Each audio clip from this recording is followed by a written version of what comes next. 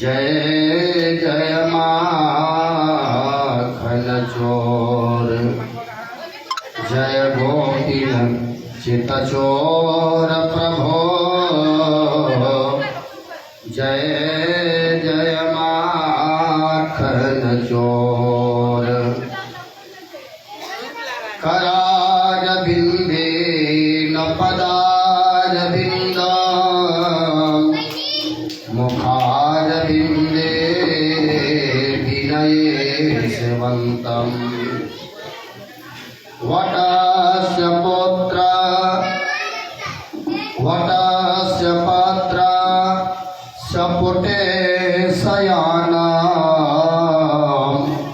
बाल मुकुंद मनसा स्मरामि।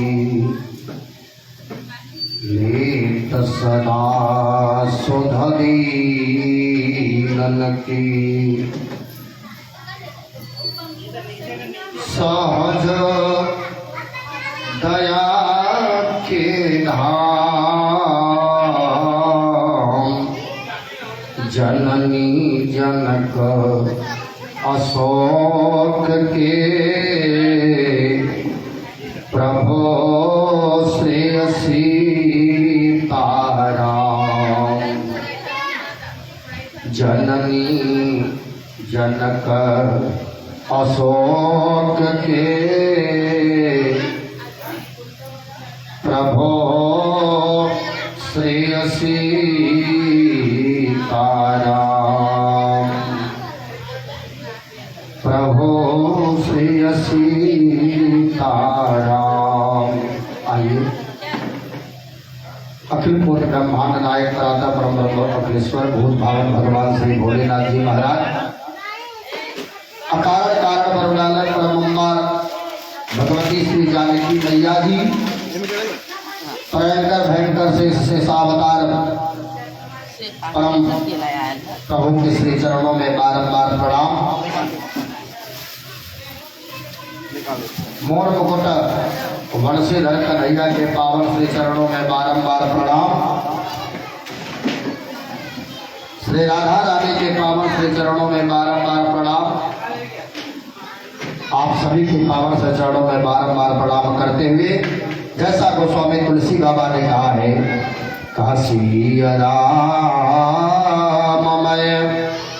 सब जग जानी, करमु प्रणाम जोरी जुग पानी। आप सभी के पावन श्री चरणों में बारंबार प्रणाम करते हुए आइए बड़े भाव से सभी लोग प्रेम से भगवान के सुंदर नाम का चर्चा करेंगे। आइए हम लोग भी बड़े भाव से भगवान का कीर्तन करेंगे कि संसार के लोगों से आसान किया करना, जब कोई नहीं अपना राधे श्याम कहा करना। जब कोई नहीं अपना राधे श्याम कहा करना। जब कोई, बड़े भाव से गाइए।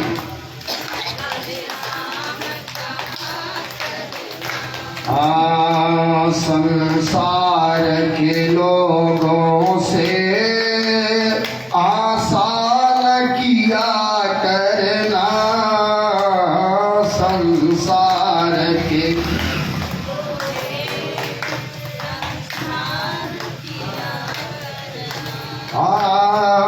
जब कोई नहीं अपना तो सिया राम कहा करना।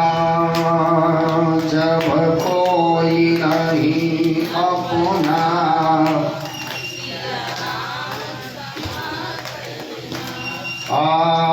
जब कोई नहीं अपना तो राधे श्याम कहा करना। जब कोई नहीं अपना ना करना। संसार समुद्र में तूफान भी आते हैं। संसार समुद्र में तूफान भी है। जो प्रभु को भजते हैं उसे पार लगाते हैं। जो प्रभु को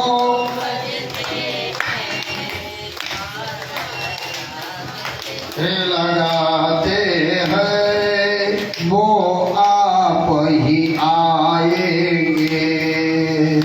तुम याद किया करना वो आप ही आएंगे। तुम याद जब कोई नहीं अपना राधे श्याम कहा करना। जब कोई नहीं अपना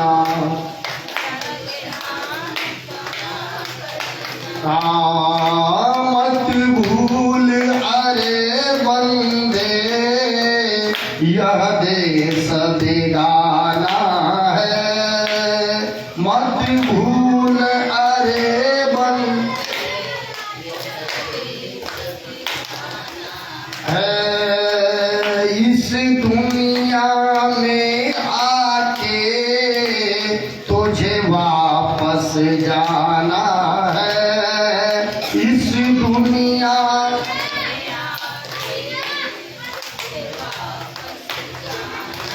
है माया के चक्कर में दिन माया के चक्कर से दिन रात बचा करना।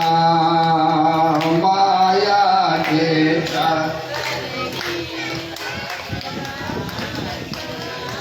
बचा करना। जब कोई नहीं अपना तो सिया राम कहा करना।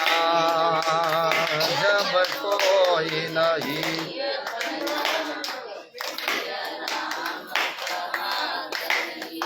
हाँ जरा सोच अरे बंदे प्रभु तुझसे दूर नहीं। जरा सोच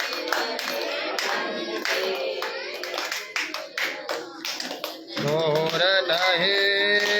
घर कष्ट हो बंदों पर प्रभु को मंजूर नहीं। अगर कष्ट हो बंदों पर प्रभु को मंजूर नहीं। भगवान को आता है भक्तों पे दया करना। भगवान को आता है भक्तों पे संसार के लोगों से आसान किया करना। संसार के लोगों से आसान किया करना। जब कोई नहीं अपना तो सिया राम कहा करना। जब कोई अपना बाबा ने कहा सुनो हम मनोरूप राम गुण गावहु। जैसी हमारी मति है वैसी हम कथाएं आपके बीच में रखने का प्रयास कर रहे हैं। आइए कल हम लोगों ने बड़े भाव से अवधिया बढ़ा देता है कम लगत है बेसी लगत है चेला अपना होता कहीं। हाँ बोल सच्चिदानंद भगवान की जय। श्री राधे श्री राधे जय श्री राधे। श्रीमन्नारायणाय नमः। चलिए हेलो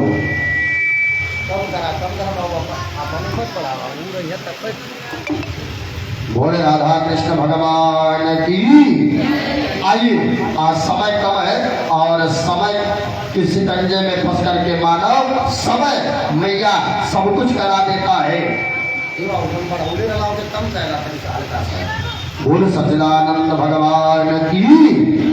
आइए, भगवान का प्रथम विवाह रुक्मिणी मैया के साथ होगा और भगवान की कृपा से भगवान को रुक्मिणी मैया के प्रथम गर्भ से प्रद्युम्न जी महाराज का जन्म हुआ, जिनको सम्मासुर नामक दैत्य ने चुरा करके लेकर के चला गया और लेकर के गया प्रसूता गिरी से।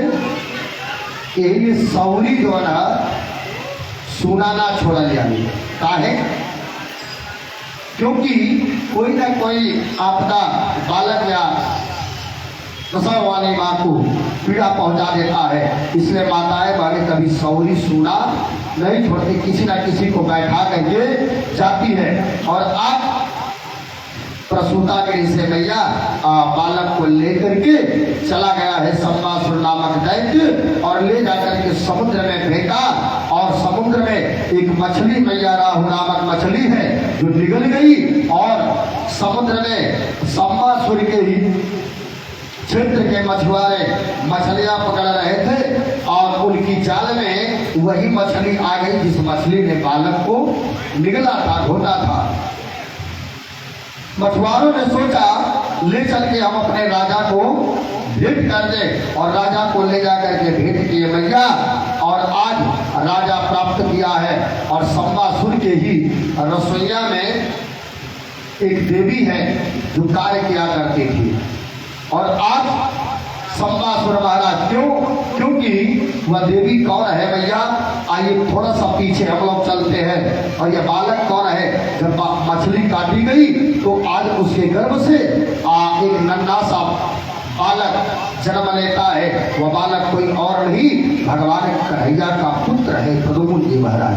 बोल सच्चिदानंद भगवान की। और आज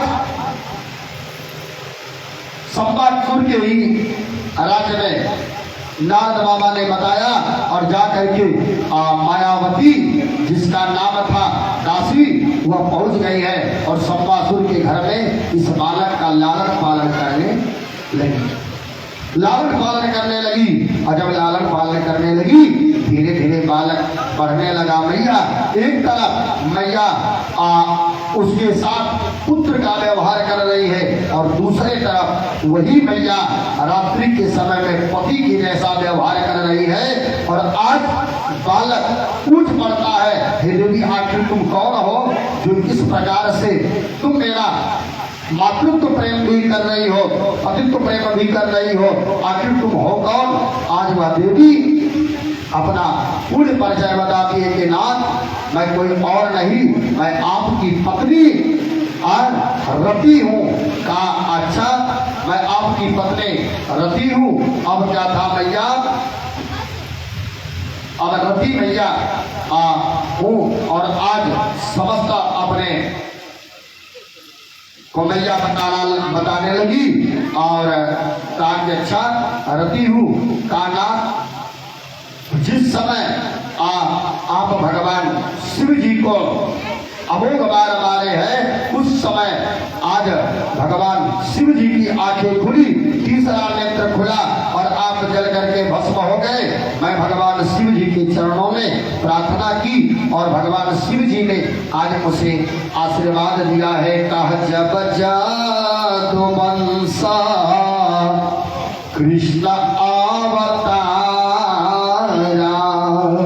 जब यदकुल में भगवान कन्हैया जी का जन्म होगा तो उस समय वही उन्हीं के पुत्र तुम्हारे पति बन करके आएंगे। अब क्या था मैया बता दी और आज पति जान गया है मैया की बात को और जब जान गया तो आज मैया अपने पति के साथ रहने लगी। संबासुर का सारा परिचय मैया ने बता दिया। अब संबासुर को मार करके और आज भगवान अपने अर्धांगिनी आज मायावती के साथ चल पड़े हैं। और जब चले ना तो आज जो लड़का बचपन में खोया गया था, बचपन क्या मान लो प्रस्तुता गृह से ही चोरी हो गया, आज वो लड़का मेहरारू लेके जाता था घर। अब माई बाप चिन्ह है और आज लुकड़ी मैया से बता पाते हैं ब्रह्मन जी महाराज और माँ अपनी बहू का स्वागत करती है। आगे मैया आज भगवान के अनन्य विवाह हुए हैं और समस्त विवाहों पर हम लोगों ने चर्चा करेंगे। का आगे एक सत्राजीत नामक राजा है और सत्राजीत के पास एक मणि है जिसका नाम है अस्मंतक मणि, सूर्य नारायण से प्राप्त है। और उस मणि का यह है कि मणि एक दिन में 8 बार सोना दिया करती थी। एक बार उस अस्मंतक मणि को पहन करके सत्राजीत भगवान कन्हैया के दरबार में गया और भगवान कन्हैया के दरबार में लोगों ने कहा अरे सत्राजीत ये मणि तो कितना सुंदर है, कितना चमचमा रही है। तो सत्राजीत लज्जित होता है और सोचने लगा ये क्या लोग कह रहे हैं, कहा यह मणि किसी राजा के गले में यदि होती तो कितना सुंदर होता। और सत्राजीत घर चला आया।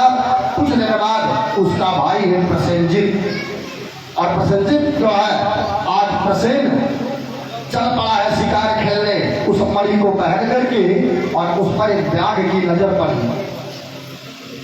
व्याघ्र ने प्रसेन को मार करके उस मणि को छीन लिया और जब छीन लिया तो अब क्या था, चोरी लग गया भगवान कन्हैया को।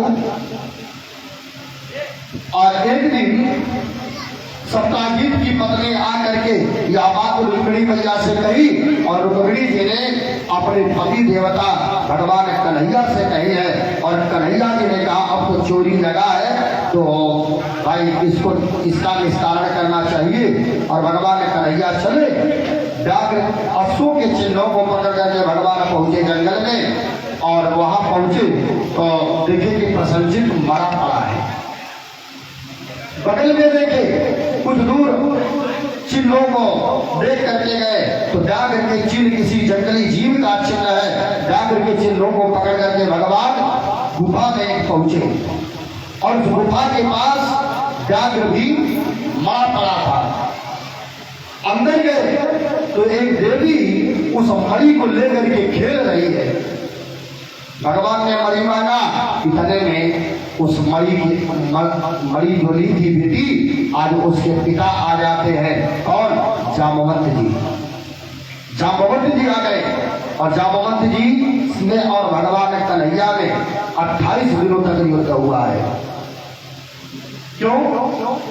क्योंकि जिस समय रामावतार था, रामावतार में सारे लोग लड़ने के लिए जाते थे। जामवंत जी महाराज ने कहा बेटा सुना लोगन, राम जी से कहा हे नाथ बस इतना जान लिए कि हमारी वृद्धावस्था है, अगर जुआ अवस्था रहता तो हम बता देते कि लंकाधिपति रावण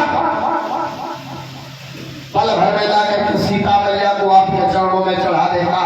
लेकिन आज हमारी जुआ अवस्था नहीं है और आज यही बात राम जी ने कहा घबराओ मत बबुआ, मौका देंगे। और आज राम जी ने मौका दिया है द्वापर में। कहा द्वापर में वही जामवंत जी महाराज आज आए हैं और जामवंत जी में भगवान श्री राम जी में 28 दिनों तक युद्ध हुआ और 28वें दिन जामवंत जी ने एक भूसा मांगा। राम जी महाराज एक पग पीछे चले और आज श्री राम जी ने हल्का है धीरे से और जामवंत जी नीचे धरती पकड़ ले।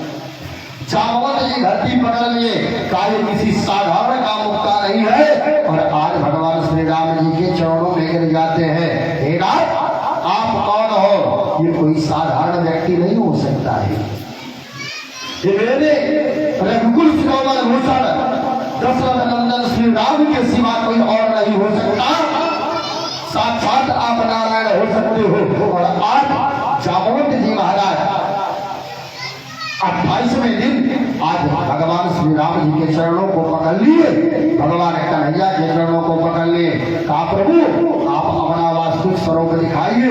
और आज भगवान कन्हैया अपना वास्तविक स्वरूप दिखाने लगे हैं। कहा सशंख चक्रम सकिरीट कुंडला सफेद वस्त्रम सर से रहे क्षणम सहार वक्षा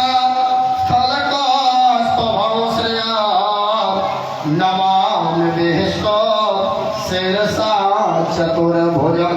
आज चतुर्भुजी रूप का दर्शन भगवान कराते हैं।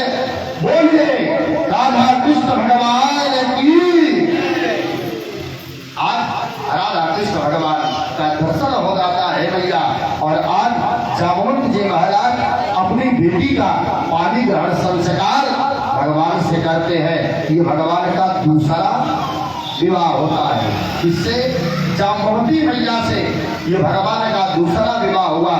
और मणि दहेज में भगवान को मिली और मणि लेकर के भगवान आए हैं। और आज सत्याजीत की पत्नी को और सत्याजीत को दे देते हैं। सत्याजीत आज लज्जित होकर के अपनी बेटी आज सत्यभामा का विवाह संस्कार भगवान कन्हैया के साथ करता है।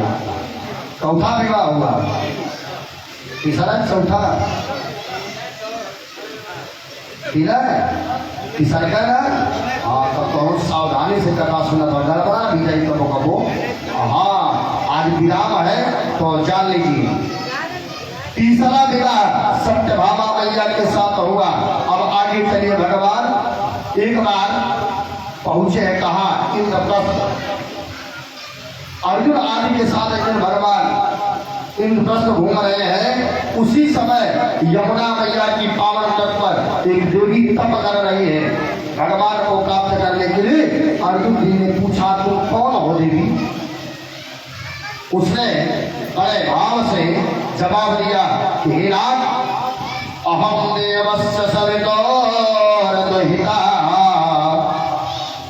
पतेरमीक्षते विश्व वरेण्यं वरदं तपः परमास्थिता।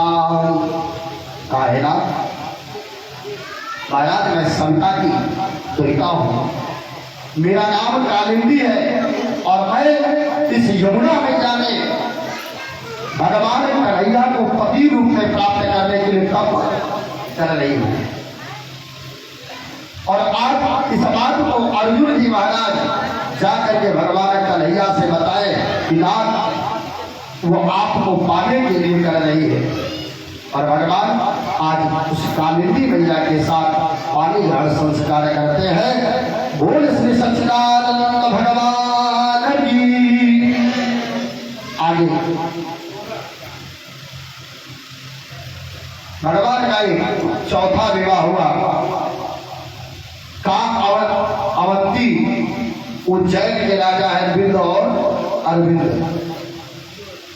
और ये दोनों भाई राजनैतिक लाभ लेने के लिए जैसे सत्ता आज सब लोग अपन जात बिरादरी छोड़ देते हैं। हाँ काहे फलाने बाबू बाटे सत्ता में तो हमरो लही जाई। और अपनी कास्ट को छोड़ करके अन्य कास्ट में जाकर के लोग अपना संबंध बना लेते हैं। ऐसे ही भिन्न और अरविंद राजनैतिक लाभ लेने के लिए आज राजनैतिक लाभ के लिए अपनी बहन का विवाह दुर्योधन के साथ तय कर देते हैं। और आज दुर्योधन को के साथ तय कर रहे हैं, जबकि उनकी बहन का नाम है मित्रविंदा। और मित्रविंदा भगवान कन्हैया के यशों को सुनी और भगवान कन्हैया को मन ही मन पर कर लिया है। और मित्रविंदा जब भगवान कन्हैया आए हैं राज्यसभा में तो आज बरमाला मित्रविंदा जो है भगवान कन्हैया के गले में डाल देती है। इस पर समस्त लोगों ने छेड़ा है, लेकिन आज भगवान किसी का परवाह न करते हुए द्वारकाधीश महाराज आज मित्रविंदा को लेकर के चल पड़ते हैं। बोल श्री मित्रविंदा मैया की। ये भगवान का 5वां विवाह हुआ। 6ठा विवाह का एक कौशल नरेश नग्नजीत है। आज नग्नजीत जी के बेटी का नाम है सत्या। राजा का एक प्रतिज्ञा है। राजा के पास 7 बलिष्ठ बैल है और राजा ने यह प्रतिज्ञा किया कि जो इन 7 बलिष्ठ बैलों को एक साथ नाद देगा उसी के साथ हम अपनी बेटी सत्या का विवाह संस्कार करेंगे। और आज उन 7 बैलों को 7 रूपों में विभक्त होकर के ठाकुर जी ने 7 बैलों को एक साथ नादा है।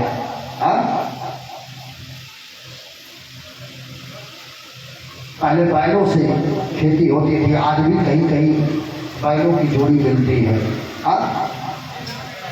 बोले सच्चिदानंद भगवान की। 7 बैलों को भगवान कन्हैया ने एक साथ नादा है। तो आज नग्नजीत जी महाराज अपनी बेटी सत्या का विवाह संस्कार भगवान कन्हैया जी के साथ कर देते हैं। ये भगवान का 6ठा विवाह हुआ। वासुदेव जी की एक छोटी बहन है जिनका नाम है सुतकीर्ति। वासुदेव जी की एक छोटी बहन है जिनका नाम है सुतकीर्ति। ये भगवान की बुआ लगी, भगवान की बुआ है। और सुतकीर्ति कृष्ण से बड़ा स्नेह करती है, बहुत प्रेम करती थी और अपना प्रगाढ़ संबंध बनाने के लिए सुतकीर्ति मैया आज अपनी बेटी भद्रा का विवाह भगवान कन्हैया के साथ कर देती है। आज इस सुतकीर्ति मैया इस व्यवहार को देख करके लोगों ने कहा ये कैसे हुआ, परंतु भगवान कन्हैया कुंती मैया को भी बुआ कहा करते। कुंती को जिनके लड़के अर्जुन, प्रभु ने अपनी बहन सुभद्रा का विवाह अर्जुन जी के साथ कर दिया। तो यह विवाह क्यों नहीं हो सकता। बोल सच्चिदानंद भगवान की। अब यह 7वां विवाह भगवान का भद्रा के साथ हुआ। एक बार भगवान ऊपर घूमते हुए मछली को नीचे प्रतिबिंब में देखा है। ऊपर चक्र में घूमती हुई मछली को नीचे प्रतिबिंब में देखा है जल में, और देख करके भगवान ने लक्ष्य भेदन कर दिया। उसी समय जो है मल्ल देश के राजा की कन्या है लक्ष्मणा, और उस मध्य देश के राजा की कन्या लक्ष्मणा के साथ भगवान का पानी ग्रहण संस्कार होता है। ये भगवान का 8वां विवाह है। बोल श्री कृष्णचंद्र ठाकुर जी महाराज की। ये 8 विवाह भगवान के अलग अलग हुए हैं। परीक्षित जी ने कहा सरकार और भी विवाह हुए। कहा 16,100 कन्याओं को प्रभु ने एक साथ पाने का संस्कार किया है। काबू कैसे। परीक्षित जी ने प्रश्न किया महाराज इतने विवाह एक साथ एक ही मुहूर्त में प्रभु ने कैसे किया, इसकी कथा हमें बताने की कृपा करें। तब आज सुखदेव जी महाराज कहते हैं हे परीक्षित सुनो, प्रयाग ज्योतिषपुर का राजा है भौमासुर का। भौमा सुर नाम का दानव था। वह वैसे इसका नाम था नरकासुर, परंतु भूमिपुत्र होने के नाते इसे लोग भौमासुर के नाम से जाना जाता था, जानते थे। और भौमासुर इसके 20,000 राजकुमारियों का संकल्प लिया था कि जिस दिन 20,000 राजकुमारियां हो जाएंगी उस दिन उन सभी राजकुमारियों के साथ एक ही मंडप में, एक ही मुहूर्त में, एक ही लग्न में हम उनके साथ विवाह संस्कार करेंगे। आज संकल्प किया था भौमासुर, और जिनको युद्ध में पराजित कर दिया करता था, आज उनके यहाँ की राजकुमारियों का हरण कर लेकर के बंदीगृह में डाल देता था। इस प्रकार राजकुमारियों की संख्या 16,100 हो गई थी, और आज उनकी संख्या 16,100 पहुंच गई। भगवान को पता चला तो आज सत्यभामा को साथ में लेकर के भगवान भौमासुर के राज्य पर आक्रमण कर देते हैं। नगर में प्रवेश किया है। नगर के रक्षक जिसके पास 5 मुख है वाला मूल नामक एक दैत्य रक्षा करता था नगर का। क्या नाम था? मूल। और मूल नामक दैत्य को जब भगवान ने मर्दन किया है, मारा है, तो ही हमारे कन्हैया जी का नाम पड़ गया मुरारी। बोले मुरारी भगवान की का 5 सिरों वाले दैत्य को जब भगवान ने संघारा है, उस मूल नामक दैत्य को भगवान ने जब मारा, तो आज भगवान का नाम पड़ा मुरारी। मूल दैत्य का वध करने के बाद आज उसके पश्चात भौमासुर के साथ बड़ा ही भयंकर संग्राम हुआ है, और भौमासुर की सैन्य शक्तियों से भौमासुर को भी भगवान ने संहार दिया। भौमासुर को भी भगवान ने संहारा, और जब भगवान ने भौमासुर को भी संहार दिया तो भूदेवी ने प्रार्थना किया है। भूदेवी ने प्रार्थना किया और बंदी गृह में जाकर के भगवान ने समस्त राजकुमारियों को बंदी गृह से मुक्त कराते हैं। बोल सच्चिदानंद भगवान की। राजकुमारियां प्रसन्न होकर के और प्रभु को प्रणाम करकर के बोली, सरकार आपने इस बंदी गृह की 4 दीवारियों से तो हमें मुक्त कर दिया, पर अब हम कहाँ जाए? लौट करके घर वापस भी जाने के लायक हम नहीं। अब हम घर वापस भी लौट करके जाने वाली नहीं है। कोई भी राजकुमारी हमारी बंदगी में रहने के कारण हमसे विवाह नहीं करेगा।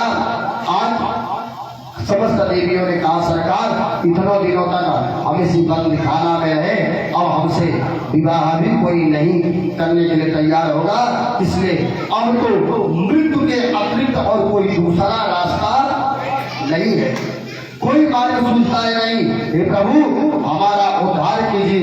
भगवान बोले, चिंता करने की कोई बात नहीं है, घबराओ मत। जिसके लिए जीवन के सारे रास्ते, सारे दरवाजे बंद हो जाते हैं, कुछ भी सूझता नहीं, काय प्रभु आज उसके लिए इस कन्हैया का दरवाजा, इस कन्हैया का रास्ता उसके लिए सदैव के लिए खुला रहता है। बोले सच्चिदानंद भगवान की।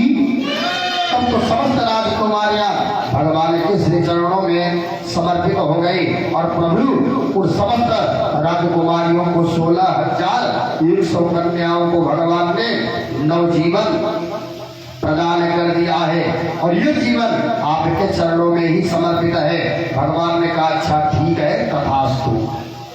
यह कहकर के समस्त राजकुमारियों को एक ही मुहूर्त में, एक ही मंडप में भगवान विवाह कर के स्वीकार किए। इस प्रकार ही परीक्षित भगवान की 16,108 पटराई, 16,108 हो गई। कालांतर में समस्त रानियों से 10 बेटा, 10 बेटे और 1 बेटी ने जन्म लिया है। ये भगवान का परिवार हुआ। प्रत्येक रानी से 10 बेटा और एक एक बेटी ने जन्म लिया है। बोले सच्चिदानंद भगवान की।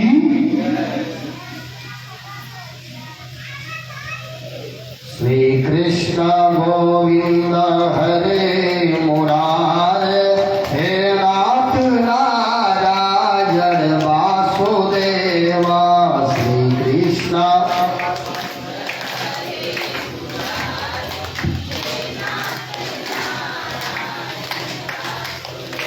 श्री कृष्ण गोविंद हरे मुरारे, हे नाथ नारायण वासुदेवा। श्री कृष्ण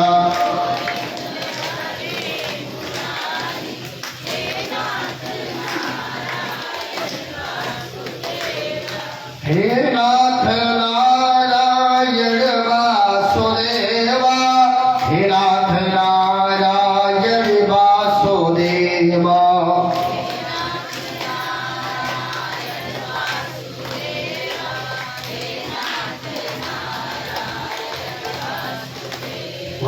तुम ही हो माता पिता, तुम ही हो, तुम्हें हो बंधो सखा, तुम ही हो, तुम ही हो माता।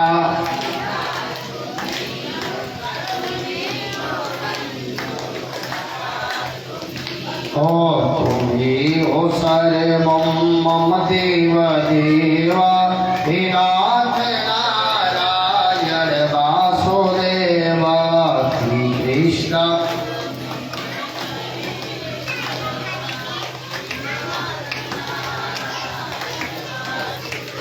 बोले नारायण भगवान की। आगे भगवान के पुत्र कौन है? प्रद्युम्न जी महाराज। पौत्र अनिरुद्ध जी। अनिरुद्ध जी महाराज का विवाह संस्कार की बात आती है। इनके दो विवाह हुए। पहला विवाह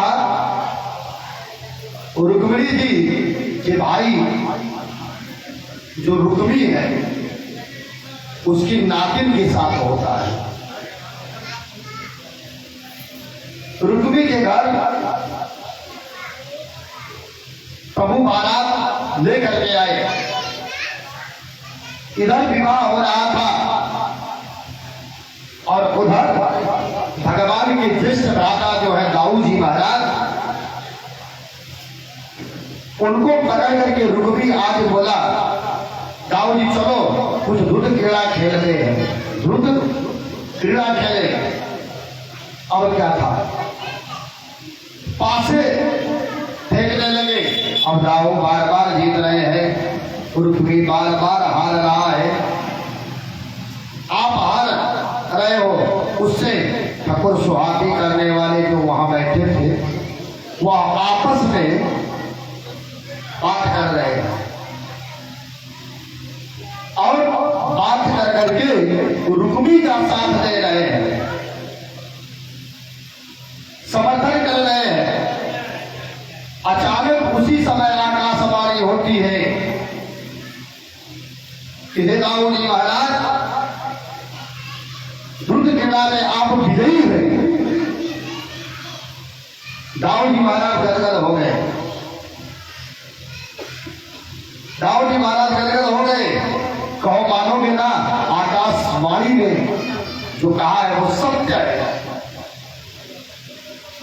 देववाणी वृथा जाए नहीं, देव ऋषिवाणी, देवताओं के द्वारा ऋषियों के द्वारा जो वाणी निकलती है मुख से मैया, वह व्यर्थ नहीं जाता। और आज दाऊ जी ने कहा मानोगे ना, आकाशवाणी ने सत्य कहा है, मिथ्या हो नहीं सकती। अब क्या था, और तो अब तक हमें क्या मूर्ख बना रहे थे। और दाऊ ने जब इस प्रकार कहा तो रुक्मी के मुख से निकल गया, सुनो दाऊ जी, तुम लोग गवार ग्वाल बाल गैया चराने वाले, नित्य गलियों में रहने वाले जुआ खेलना राजाओं महाराजाओं का काम है। तुम क्या जानते हो? तुम तो दिन भर गैया चलाते हो, ग्वाल बाल गवार हो। तुम राजा महाराजा के खेल को नहीं जानते कि जुआ किस प्रकार से खेला जाता है। और कहते कहते आज रुक्मी ने यहाँ तक कहा कि तुम वन गोचर हो, लोग दुष्ट कीड़ा के बारे में क्या जानो। अब तो दाऊद जी महाराज की आंख लाल पीला होने लगी। दाऊद जी महाराज की आंखें लाल होने लगी। एक तरफ हमसे रिश्तेदारी बना रहा है और दूसरी तरफ हमें वन गोचर कह रहा है। दूसरी तरफ वन गोचर कह रहा है। मैं कौन हूँ अभी इसे दिखाता हूँ। तब तक दाऊद जी ने अपने हल को आदेश दिया और हल को पकड़ करके मूसल धमका दिया। तो उसी क्षण रुक्मी का प्राणांत हो गया और जो उसकी ठकुर सुहाती मिलाने वाले थे उनके एक एक मुक्का मारे सारे लोगों का, किसी का दांत टूटा, किसी का हाथ टूटा, किसी का सर फटा, सब भाग गए। अब तो विवाह मंडप में हाहाकार मच गया। विवाह मंडप में हाहाकार मच गया है। दाऊद जी बिगड़े तो इनके सामने कौन आए? अब भगवान के सामने बड़ा भारी धर्म संकट आ गया। मेरे प्रभु के साथ सम्मुख बहुत भारी धर्म संकट आ गया। अब दाऊद जी का हम पक्ष ले कि अपनी पत्नी का पक्ष ले? अब ससुराली में सारा मर गए, जीजा के हाथ है, जीजा का बरियार भाई के हाथ है, सारा का मृत्यु। अब प्रभु सोचने लगे अब हम क्या करें, भगवान पक्ष किसका ले? भगवान के पास आकर के मानो उस समय के पत्रकारों ने पूछ लिया। पत्रकार अब जैसे आज आकर के प्रश्न करते हैं मीडिया वाले एक एक, तो ऐसे ही अब भगवान सोच रहे हैं। मानो भगवान से लोगों ने पूछा आप क्या करोगे? आप बताइए महाराज, इस घटना पर आप क्या कहना चाहेंगे? तो पत्रकार इस प्रकार लोगों को पकड़ कर करके पूछते हैं। भगवान को लगा यदि आप समर्थन कर दिए तो बहुत बड़ा अच्छा हुआ। तो बताओ रुक्मिणी क्या सोचेगी? लो इनके भैया मेरे भैया के हाथ में मार दिए गए और ये आज अपने भाई का पक्ष ले रहे हैं। आज भगवान चुप हो गए, मौन हो गए, किसी का पक्ष नहीं ले रहे। रुक्मिणी मैया को बुरा लगेगा यदि मैं भाई का पक्ष लिया, तो आज पत्नी को बुरा लगेगा यदि पत्नी का पक्ष लिया, तो बड़ा भाई कहेगा हाई देखा 4 दिन गया है लेकिन कर पक्ष ले। अजय जीवन भर साथे रहल, आज वह भाई के भुला गए। माता जी एक बात बता दे आपको, बड़ी सुंदर बात है।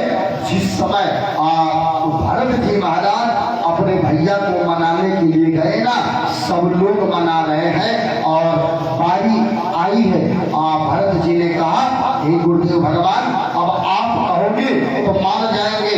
गुरु जी सब लोग मना रहे हैं। उसी समय जनक जी महाराज भी बैठे हैं। जनक जी महाराज अपनी बेटी जगत नियंता जगदाधार करुणा करुणालय परमंबा राज राजेश्वरी अखिलेश्वरी भगवती श्री जानकी मैया को देखा, अपनी बेटी को देखा।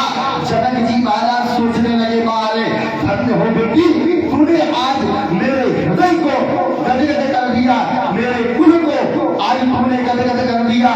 बेटी से आज मानो जनक जी बोल पड़ते कि पुत्री पवित्र अरे किए दो बेटी, आज तुमने हमारा निविकुल और अपना रघुकुल दोनों कुलों को तुमने तार दिया है। लेकिन बात तो यही है, जनक जी महाराज से लोगों ने कहा आपका दामाद है, आप अगर एक बार कह दोगे तो चल जाएंगे घर। आपका दामाद है, एक बार आप कह दो तो हो सकता है कि ससुर की बात दामाद मान ले। लेकिन जनक जी महाराज की हिम्मत भी नहीं करता कि राम जी से कुछ कहे। राम जी के पास लोगों ने कहा देखो भैया आप चाहोगे तभी कुछ हो सकता है। भरत जी महाराज चल पड़े हैं। भरत जी भैया राम जी से कहते हैं तो भैया अब तो जो हुआ सो हो गया, कोई बात नहीं है। अब भैया मेरी बात मान लो और अयोध्या को वापस लौट चलो। भरत जी से भगवान श्री राम जी ने कहा भाई तुम यही चाहते हो ना? तो भरत जी ने कहा हाँ भैया हम यही चाहते। कहा मेरी बात मानोगे? भरत जी ने कहा हाँ भैया मैं आपकी बात अवश्य मानूंगा। बताओ भैया। भरत जी सोच रहे हैं कि मेरा भाई मेरा आदर आज एक बार कह देगा हाँ भरत चल मैं तेरी बातों को मान लेता हूँ। क्यों? क्योंकि राम और भरत जी एक ही स्वरूप माने जाते थे। ये भैया भरत जी के हृदय में राम जी के प्रति प्रेम है। भरत जी सोच रहे कि मेरा भाई आज मेरे साथ चल चलेगा। राम जी कह देंगे चल भरत हम सब कुछ भुला गए। लेकिन आज राम जी भरत जी से कहते हैं हे भरत सुन। भरत जी से ने कहा हाँ भैया बताइए। कहा पिता दीन मोहे अरे काना जो भैया पिता ने तो मुझे जंगल का राजा बनाया है और मुझे अवध का राजा बनाया है। 14 वर्षों के लिए मुझे वन का राजा बना दिया है और तुझे 14 वर्षों के लिए अयोध्या का राजा बनाया है। लेकिन भरत जी हाथ जोड़ करके आप भैया से कहते नहीं भैया चल चलो। लेकिन आज राम जी ने कहा भरत हम एक चलो बंटवारा कर रहे हैं और तुमको बंटवारा मंजूर है। और भरत जी ने कहा हाँ भैया बंटवारा में जो कुछ दे दोगे हमें मंजूर है। और आज एक भाई से बंटवारा कर रहा है। भैया आज का भाई के साथ कैसा बंटवारा करता है याद कीजिए। त्रेता युग में भगवान श्री राम जी ने भरत जी से बंटवारा किया और आपको हमको भी परिवार में इसी प्रकार से बंटवारा करना चाहिए। क्या कहा गोस्वामी तुलसी बाबा रामचरितमानस में कहते हैं भगवान श्री राम जी ने भरत जी से कहा भैया मैं बंटवारा कर रहा हूँ चलो मंजूर है। भरत जी ने कहा हाँ भैया मुझे मंजूर है। आप बताओ। राम जी ने आज भरत जी से कहा बंटवारा कर रहे हैं क्या याद कीजिए भैया। और हमारे भैया लोग भी बैठे हैं। भरत जी ने आज भैया की स्तुति को मंजूर कर लिया और कहा भैया बंटवारा कर दो। राम जी बोल पड़े हैं भरत याद कर। गोस्वामी तुलसी बाबा रामचरितमानस में मार्गदर्शन कराते हैं। कहा अरे बाटी विपत सबहि मोहि भाई। आज भरत जी ने राम जी ने बंटवारा किया। कहा बाटी विपत सबहि मोहि भाई अमोहि अवध भरा अति कठिनाई। भैया भरत सुनो मैं अयोध्या वापस लौट करके जाने वाला नहीं हूँ। पिता और माँ के वचनों को निभाऊंगा। क्यों? क्योंकि जिस समय भगवान श्री राम जी महाराज जाने लगे ना तो आज अपने पिता दशरथ जी से राम जी ने बड़ा सुंदर बात कहा हे पिता देव समयानुसार अरे सब भांति सहन करना अच्छा। यह मंत्र आप ही का तो है दुख में धीरज धरना अच्छा। यदि आप विकल होंगे ऐसे तो हम सब घबरा जाएंगे। पिता दे यदि आप इस प्रकार से विकल होंगे विघ्नित होंगे तो हम सभी लोग घबरा जाएंगे। यदि आप विकल होंगे ऐसे तो हम सब घबरा जाएंगे।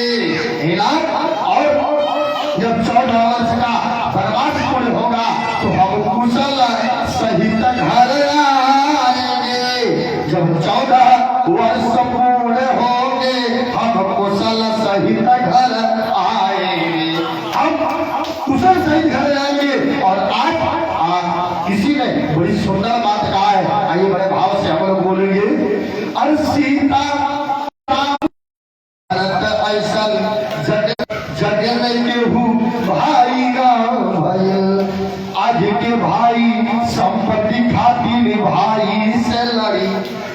जालन आज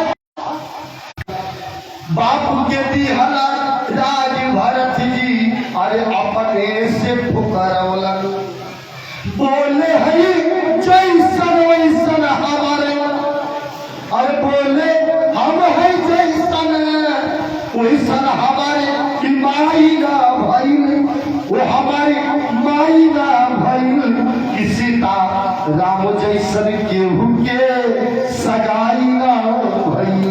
अब भैया भारत ऐसा जग में केहू भाई ना भाई कि भैया भारत जैसा जग में केहू भाई ना भाई। तो जीवन में आने वाला विपत्ति का बंटवारा करना चाहिए, पर आज हम घर में अपनी विपत्ति का नाम बैंक बैलेंस 5 लाख रखले हो बाबूजी, माई के पेटिया में हम उनको रखल हरवा चला नहीं चला सोनार के बेचल क्या आज अब के वही तो माफ करेगा ई लोगन का कुल ओर से फायदा अब्बा लेके जा 4 दिन बाद भैया कभी निक ना लगे तो दूसरा हाँ अब तो भाई 20,000 का खरीदा लिए पता लगा कि 16,000 मिले 4,000 घाटा हाँ और वो के बाद दिया चला जाएगा कौन वाला 4,000 ना दूसरा ले हाँ अब सीताराम जैसन केहू के सगाए ना भई और भैया भरत ऐसा जग में केहू भाई ना भई। आज भाई भरत जी ने को भगवान श्री राम जी ने कहा भैया यदि बांटना चाहते हो तो कहा बाटी विपत्ति असबहि मोहि भाई कह मोहि अवधा भरा अति भैया यदि बंटवारा करना चाहते हो तो हमारे और आपके बीच में जो विपत्ति आया है उस विपत्ति का हमें बंटवारा करना चाहिए। राम जी ने आज अपनी विपत्ति का अपने भाई से बंटवारा किया। राम जी ने कहा भैया पिता का आदेश है माँ का आदेश है उनकी आज्ञा का पालन करना पुत्र का परम दायित्व कर्तव्य बनता है, इसलिए 14 वर्षों तक हमें इस जंगल का राज्य संभालने दो और तुम अवध का राज्य संभालो। लेकिन भैया और आज भगवान का खड़ाऊ लिया है और आज राम जी की खड़ाऊ को सिर पर रख करके प्रभु का कृपा पावरी दीदी असादर भरत शीस और आज भगवान राम जी के चरण पादुका को सादर प्रेम के साथ भैया ने निकाला है दिया और आज उसे अपने मस्तक पर रख करके सिर पर रख करके भरत जी महाराज लेकर के चल पड़े हैं। भैया बोलिए भरत लला की जय। और आज भाई का पक्ष अगर लेंगे तो आज पत्नी नाराज हो जाएगी और यदि पत्नी का पक्ष लिया तो आज भाई नाराज हो जाएगा। इसलिए भगवान जहां है वहीं चलेंगे। चुप हो गए मौन हो गए कौन हमारे कन्हैया जी महाराज चुप हो गए मौन हो गए हैं। भगवान कन्हैया अब क्या करना था राव जी ने क्रोध कर करके अच्छा नहीं किया और आज भगवान कुछ भी नहीं गए प्रतिज्ञा इस घटना पर व्यक्त नहीं किया। सुखदेव जी कहते हैं कि हुआ क्या भगवान इसलिए नहीं बोले क्योंकि रुक्मिणी आज भगवान इसलिए नहीं बोले क्योंकि रुक्मिणी बलयो राजन स्नेहा भयात्मता रुक्मिणी और बलराम दोनों से भगवान स्नेह करते थे, इसलिए भगवान किसी का पक्ष नहीं लिए और कहा मौन धारण कर दिया। इस प्रकार अनिरुद्ध जी महाराज का प्रथम विवाह हो गया। विवाहे में जान ला कभी मनी अगर कोनो कसरो रहा पता जा कैसो बिया हो जाए। आज झगड़ा झगड़ा तो ठीक है, विवाह संपन्न हो जाए, तो फिर बाद में हुई नहीं करी, लेकिन बिहावा तकलीफ नहीं करे, संपन्न हो जाए। हाँ, मन मुटाव हुआना, प्रेम से बेटी का विदाई कहना, ये माता जी यही हुआ। और आज भगवान चुप हो गए और आज अनिरुद्ध जी का प्रथम विवाह संपन्न हुआ। दूसरा विवाह बारासुर की एक बेटी है जिसका नाम था उषा, और आज उषा ने सपना में देखा अनिरुद्ध जी महाराज को, अनिरुद्ध जी को देखा और अनिरुद्ध जी से आज प्रेम कर बैठती है। उषा की एक सहेली जिसका नाम था चित्ररेखा, चित्र बनाने में निपुण थी, एक एक का चित्र बनाती गई। जब भगवान कन्हैया के वंश का चित्र बनाया है तो देवी लज्जित हो जाती है। और आज उसने घाट सहित ही अनिरुद्ध जी महाराज को लेकर के उषा के शैल कक्ष में आ गई। अरे हनुमान जी महाराज, हमारे हनुमान जी खाते में ताली बजा रहे लोग। हनुमान सम नहीं बड़ा भागी, हनुमान जी जैसे के ऊपर भागी ना रहे। क्यों? क्योंकि राम जी के चरणों में इनका अगाध, ऐसे हनुमान जी महाराज है। और हनुमान जी महाराज आप लोगों से हमसे पहले आके बैठ जाने का था। और चारों युगों में प्रताप किसका है? और हनुमान जी महाराज सतयुग में रहे, त्रेता में रहे, द्वापर में रहे और कलयुगों में 12। और हनुमान जी महाराज चारों युग। क्यों? क्योंकि हनुमान चालीसा का पाठ जब हम लोग करते हैं ना तो कहते बड़े भाव से कि चारों युग पर ताप तुम्हारा है पर सीधा जगत उजियारा। चारों युगों में हनुमान का प्रताप रहा। ये भैया हुआ क्या?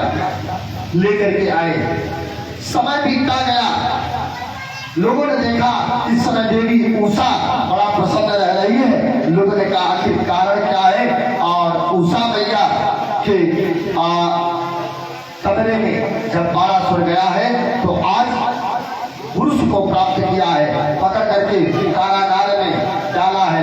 ये भैया एक दिन नारद जी महाराज भगवान कन्हैया जी के पास जाकर के पूछे, अच्छा बताइए क्या हाल है?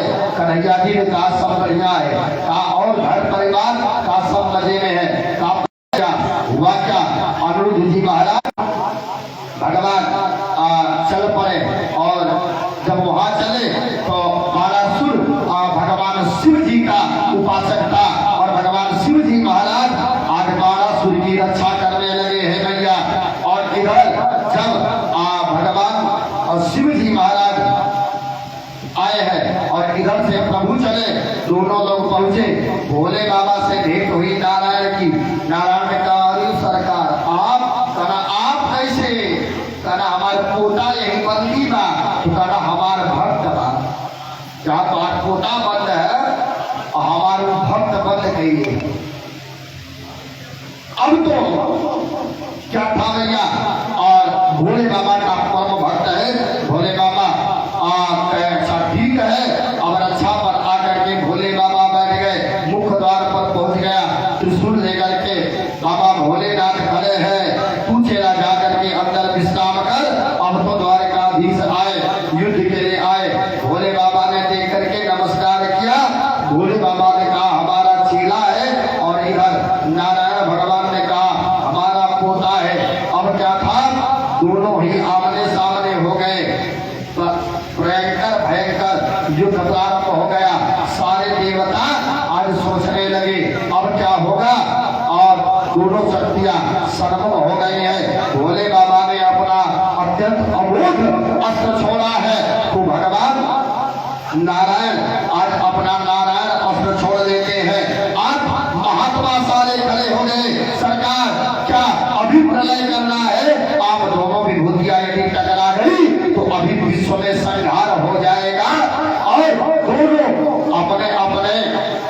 दोनों ने ज्वरों को शांत कर करके अपने अपने ज्वर को भेज दिया।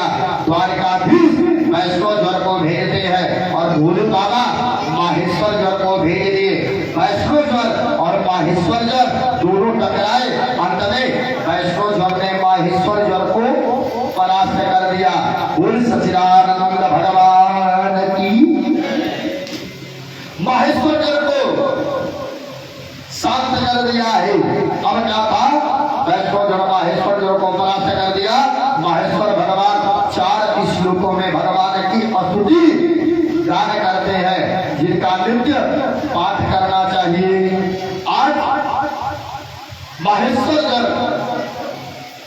के द्वारा आज नित्य इन 4 श्लोकों का पाठ समस्त धर्मानुरागी बंधुओं को करना चाहिए।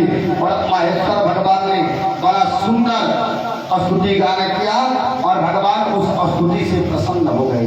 बोल सच्चिदानंद भगवान की। और भगवान ने आज स्तुति भगवान ने प्रसन्न होकर के ज्वर को श्राप मुक्त किया। और भगवान ने जब भास्कर द्वारा भोले बाबा को जम्हाई दिला दिया। भोले बाबा अब जम्हाई लेने लगे और जब जम्हाई लेने लगे पुतले छड़ गए भगवान। और आज पहुंच गए हैं कहा? अंदर फाटक के। और बारासुर के पास भगवान पहुंचे। कहा? चक्र सुदर्शन से भगवान ने 1000 है हाथ बारासुर के पास। समस्त हाथों को भगवान काटते चले गए हैं। और जब काटते चले गए और हाथों को काटना प्रारंभ कर दिया, जब बारासुर के मात्र 4 हाथ बचे हैं, तो उसी समय आज बारासुर के मात्र 4 हाथ जब बचे, तो आज बारासुर के पास उसकी धाई मां, जिनका नाम का कोटरा देवी, नग्न अवस्था में भगवान के पास आ जाती है। और भगवान देख करके मैया को आज मुख पीछे किए। इतने में जो है बारासुर दौड़ करके गया और अपनी बेटी उषा और भगवान के पौत्र अनिरुद्ध जी के हाथ को पकड़ करके लेकर के आकर के आज भगवान कन्हैया जी के चरणों में नतमस्तक हो जाता है। बोल सच्चिदानंद भगवान की। बोलो श्री राम जय राम जय जय राम। बोलो श्री राम। मुझे अपने शरण में ले लो राम। मुझे राम यदि जुगल नयन में जगन हो। यदि ओ मुझे जुगल चरण में ले लो राम। मुझे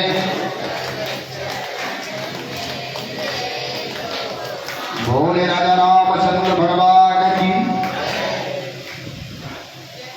एक राजा है मृग, और एक कुएं में राजा मृग पड़े हैं। राजा मृग थे कौन? पूर्व जन्म में राजा मृग नित्य प्रतिदिन गैयों का दान दिया करते थे। और एक बार दान में दी गई गैया दान देने वाले गैयों में आकर के मिल गई। जो लेकर के गैया गया, उसके दरवाजे से गैया छूट करके दान देने वाले गैयों में आकर के मिल जाती है। और उस गैया को राजा ने पुनः दान दे दिया। और जिसको पहले दिया वो अपनी गैया को ढूंढते आया है, और जिसको मिला दान वो लेकर के जा रहा है। दोनों का पथ पर मिलन हो जाता है। दोनों आपस में लड़ने लगते हैं। का अब इसका फैसला राजा करेगा।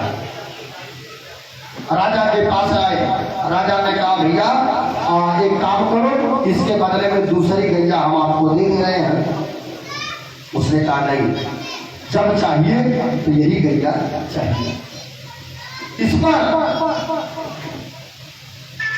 मित्र का सांप मिल जाता है, ऐ राजा तू तो गिरगिटों की तरह मेरा बदल रहा है, इसलिए मैं तुम्हें श्राप देता हूं कि तू गिरगिट हो जा। और आज वही राजा गिरगिट होने को आया है और भगवान आज उस राजा मृग को तारते हैं। बोल सच्चिदानंद भगवान की। समय बीतता गया, धर्मावरा की। एक दिन गांव भैया ने कहा, देख कन्वा, अब हमें यहां आए बहुत समय व्यतीत हो गया है। भाई तू इतना बड़ा राजा बन गया, परंतु कभी वृंदावन वालों जाने का विचार नहीं किया। ब्रजवासियों को परसों लौटने का बात किया था, आज ना जाने कितने वर्षों बीत गया, कभी जाना नहीं हो पा रहा है। भाई काम तो जीवन भर लगा ही रहेगा, चलो चल करके कम से कम वृंदावन घूम आवे। वृंदावन इस बार गर्मियों का छुट्टी मनाएंगे, पूरे 2 महीने हम लोग रहेंगे। 2 महीना कौन कौन है भैया? का कोई वासो तत्र चावत्या सिमधो माधव में वचा। मधु और माधव अर्थात चैत बैसाख। भगवान कन्हैया ने कहा भाई हम जाने वाले तो नहीं हैं, आप ही जाओ, बहुत काम है। और जाओ महाराज कहे भैया तुम जाओ चाहे ना जाओ, अब की बात तो हम वृंदावन छुट्टियां मनाने जाएंगे। और भगवान चाहते भी थे कि तू जा छुट्टी मना दे, यार और काम हमके करेगा। और आज दाऊ भगवान चल पड़े और दाऊ जी को देख करके समस्त वृंदावन में खुशी मची है। और सब लोग द्वारा बार दाऊ भैया गर्मी बहुत पड़ रही है, चलो चल करके यमुना मैया में स्नान करते हैं। दाऊ जी ने कहा यमुना जाने की क्या बात कर रहे हो, यमुना मैया को हम यही बुला ले रहे हैं। अब यमुना कौन जाएगा, यमुना मैया को हम यही बुला दे रहे हैं। यमुना को दाऊ बाबा ने बुलाए, काहे यमुना इधर आओ। यमुना बोली महाराज यदि हम घर घर जाने लगे तो हमारा अस्तित्व समाप्त हो जाएगा। ऐसे नहवाने के लिए आप घर घर जाएंगी, यमुना घर घर जाने लगी तो यमुना का तो कल्याण हो गया, मैं नहीं आऊंगी। और तो दाऊ भैया की आंखें लाल होने लगी और यमुना को बुरी तरह से दाऊ बाबा ने जाता है। का पापी यासिमया होता, का अरे पापे तुम आज्ञा मेरी आज्ञा का तुमने उल्लंघन किया है,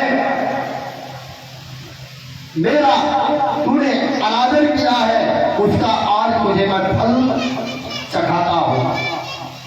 तेरा खंड खंड कर करके जगत में तेरे अस्तित्व को ही मैं समाप्त कर दूंगा।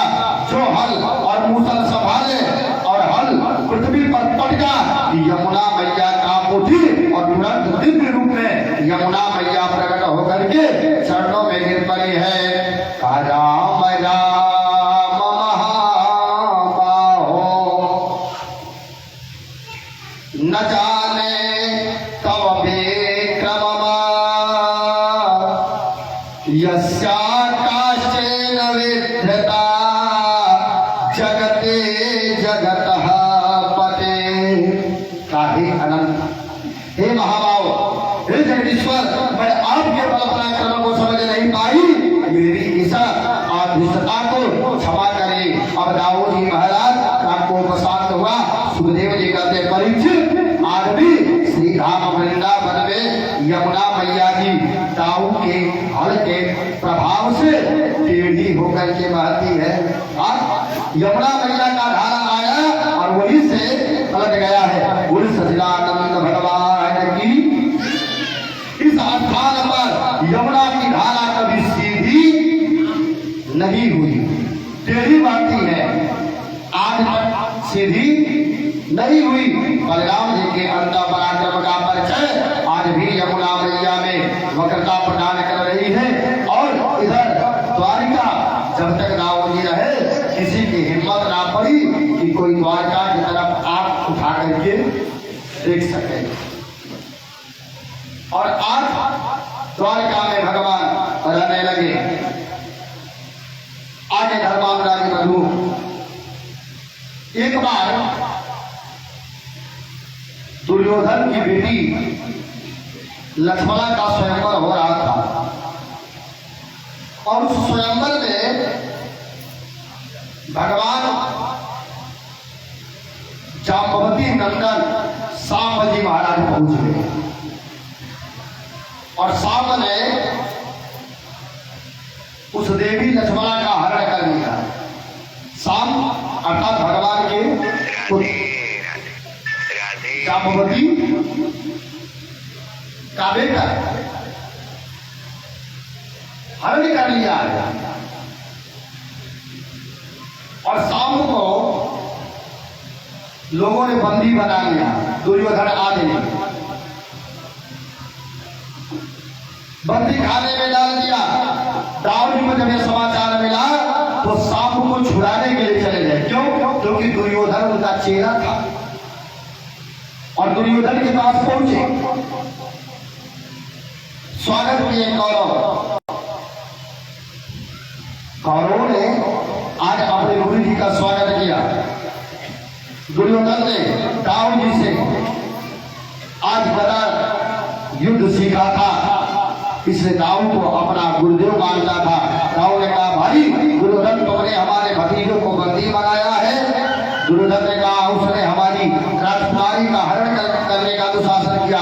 दाऊ जी बोले तो हमारा सांप सबसे सुंदर है, यदि वह तुम्हारी पुत्री को पसंद करता है तो इसमें क्या बात है? तुम्हारी सुंदरी बेटी पसंद कर रहा है, तुम्हारी बेटी को पसंद कर रहा है, तो इसमें क्या आपत्ति है? तुम अपनी बेटी उसके साथ ब्याह दो।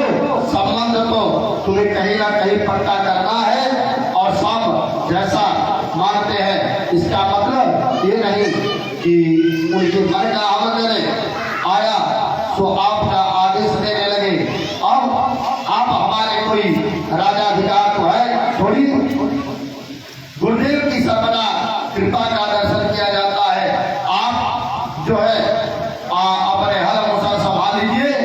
दुष्ट दुर्योधन पूरे हस्तिनापुर को गंगा में डुबो दूंगा। अब बहुत कुछ भला बुरा करने लगा। दुर्योधन ने कहा हे गुरुदेव भगवान, पैर की जूती पैर में ही शोभा देती है, मस्तक पर नहीं। गुरुदेव है।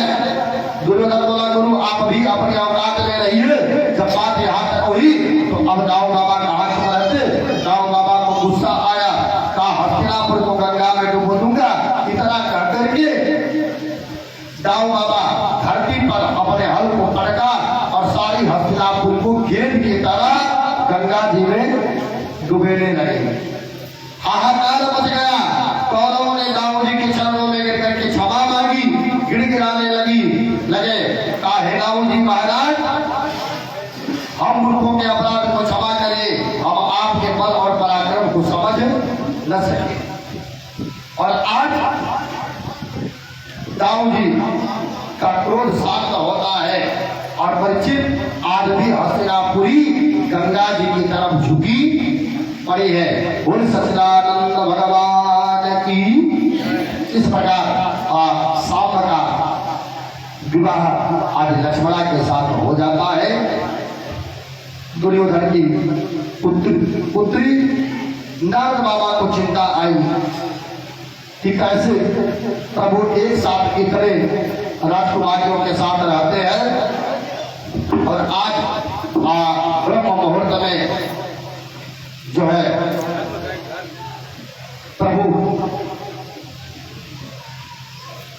परीक्षा लेने के लिए नारद जी महाराज गए और जहां जहां गए वहां नारद जी महाराज उतने रूपों में भगवान को प्राप्त करते हैं। आगे प्रभु सपरिवार इंद्रप्रस्थ पहुंचे और गाते बाजे के साथ पांचों भाइयों ने भगवान का स्वागत किया है और मानो मृत शरीर में जी आ गया, भगवान से मिले और दिव्य भव्य स्वागत किया, मानो मृत शरीर में प्राण आ गया हो। भगवान ने अर्जुन के साथ रह करके खांड का दाह कराया और अग्नि को तृप्त कराया। भगवान ने कई महीनों तक युधिष्ठिर जी की प्रसन्नता हेतु इंद्रप्रस्थ में ही ठहरे, अर्थात दिल्ली में जहाँ इंद्रप्रस्थ है। एक दिन युधिष्ठिर ने भगवान से कहा, प्रभु यज्ञ करने में सभी राजाओं की सहमति प्राप्त हो चुकी है, पर एक राजा है जरासंध, जिसको अभी तक जीता नहीं जा सका। जरासंध जानत हो के रहा? जरासंध कौन था?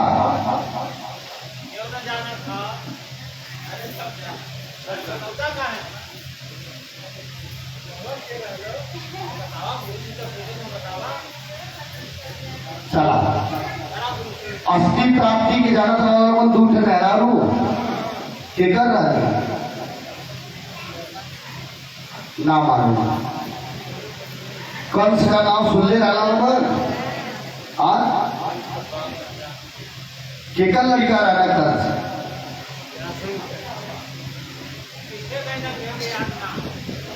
कोई भुला गई नाम जरासंध के पास अस्थि और प्राप्ति गई थी, जो कंस का ससुर है। भगवान के ऊपर 17 बार आक्रमण किया, 23 अच्छौली से लाने करके, और मारा नहीं गया। और आज जरासंध के ऊपर कोई विजय प्राप्त नहीं किया। कृपा कर करके से जीतने का कोई उपाय बताए। भगवान बोले युधिष्ठिर